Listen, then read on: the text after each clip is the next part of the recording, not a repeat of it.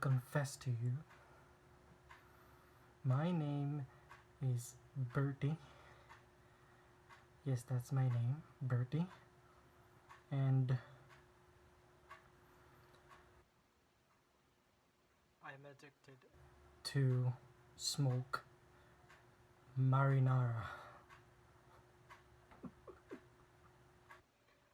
I started smoking marinara when I was like a teenager, 14, 15.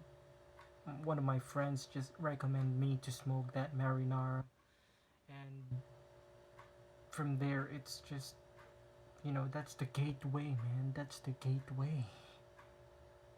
Sniffing marinara should be legal. Okay? Marinara is organic. It's good for your body. It cures cancer. Ah, yes. Marinara is the best. And I'm guilty of smoking marinara. You don't understand what it's like. You don't understand. I used to suffer from, anxiety, like depression, and marinara cures it all. It cures all away. You know, it, it's organic, it's healthy, it gives you energy, it makes you happy. Man, marinara is the key.